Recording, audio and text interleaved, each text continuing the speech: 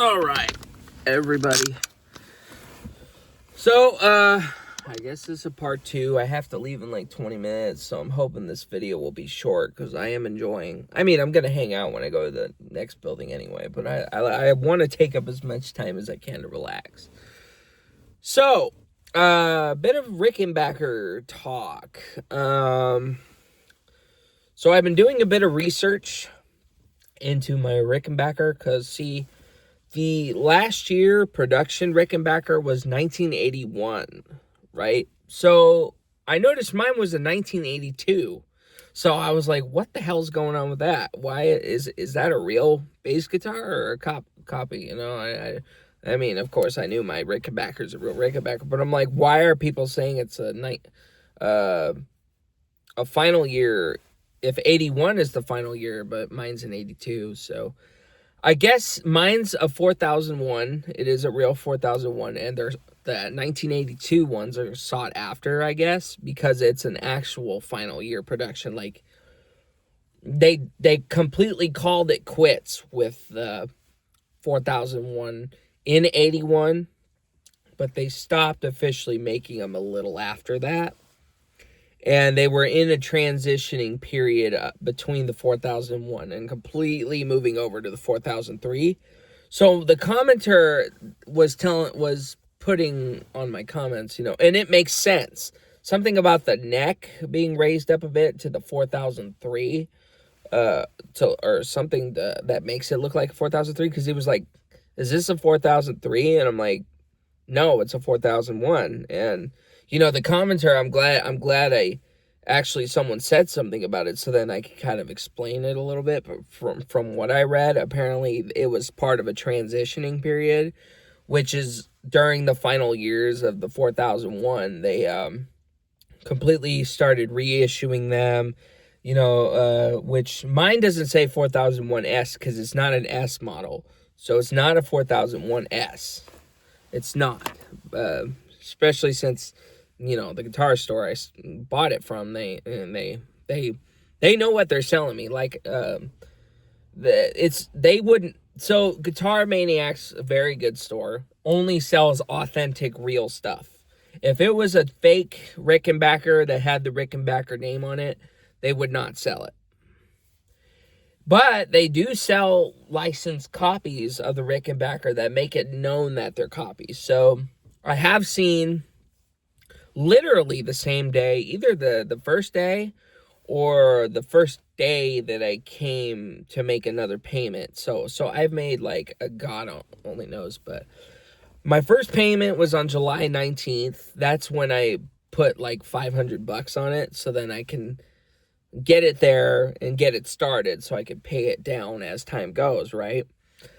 And then I came back like July 25th or something. I came back like a week later, and I gave him like $60, which I was like, okay, that's not gonna work. I shouldn't give him $60. That's too fucking low. You know what I mean? That's really too low. So, but during that time of giving him only $60,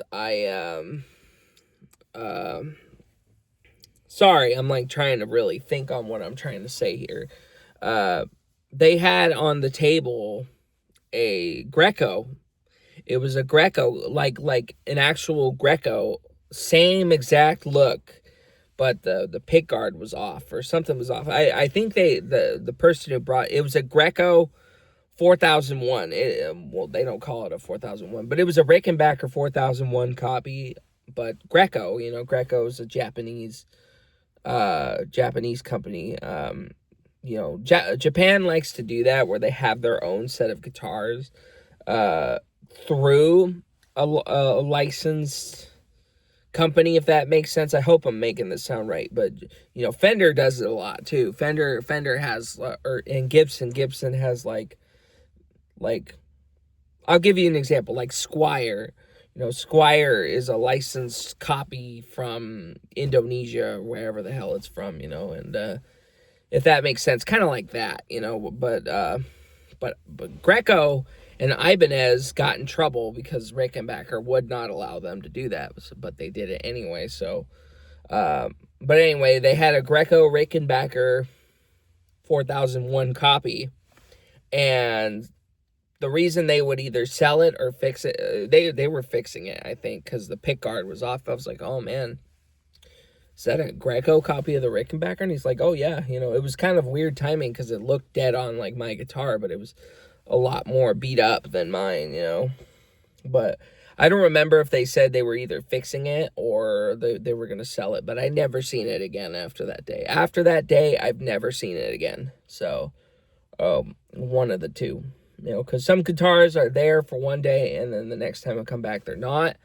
And some are there still, after all the time, There was a Warwick bass that's still sitting there after 5 months. There's a Rickenbacker 360 12-string that's been there for a couple months already.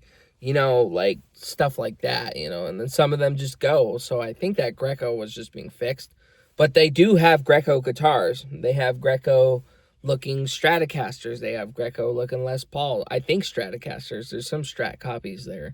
But, they sell actual licensed copies that can actually be worth something. So it's not like they're going to sell a fake Fender. They're not going to buy a fake Chinese, not saying China, it could be anywhere, but, a fake Fender with,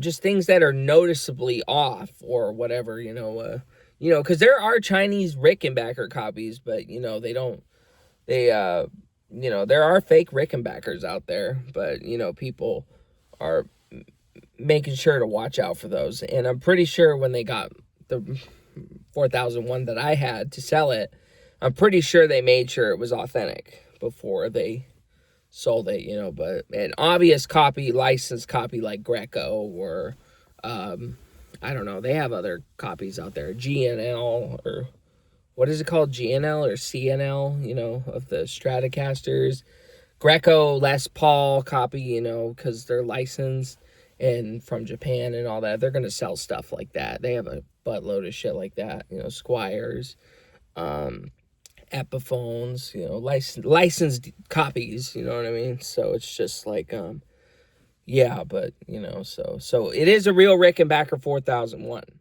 It's just a real final year production copy, and it is a real 4001. It's not a reissue, but it was one of the final ones in a transitioning period from the 4001 to the 4003, which I'm actually kind of glad to know that because I didn't realize how valuable those ones are, because those are actually sought after highly, which was really good to hear. I didn't even know that, but, my guitar is not going anywhere. It's staying with me, and hope to do more videos on it. I do plan on getting a new Rickenbacker 4003 at some point. So then if I hopefully kick off more music stuff with some friends, then I could still have the 4001, but kind of like keep it more as a relic, so then I could use a newer one to be beat up on and kind of go back and forward. But, I'm happy with mine. I just don't want mine getting dented or screwed up or destroyed, But that's the whole point of an instrument is you're supposed to play it. You're supposed to, really use it, there are people out there who play old instruments like that, and they're still getting beat up and used, you know what I mean? And it's just what happens. It happens, So, but I just wanted to put it out there that it is a real 4001. It's just I had to do some research on it. It was just in a transitioning period between the 4001 and 3. And that's why it kind of has different placements in the pickup and the pick guard, because someone spotted that in my little Rickenbacker Palooza video, and I was like, that's actually a good point, but I don't know anything about all that, you know what I mean? I didn't realize that because it says Rickenbacker model 4001. That's not missing, that's the clear indicator to say it's a 4001. If that was missing, or it said 4003, because the old 4003s would say model 4003. And the new Rickenbacker 4003s, they just say made in the USA. It doesn't say anything in the bottom of it. And, but mine says 4001 under made in the USA. So it's a real Rickenbacker 4001. And I love it to death. It's a great guitar, but anyway, I'm going to continue resting here. It's Friday. Hope y'all have a happy Friday and a happy new year. I know I already said that like 50 times already. Not really.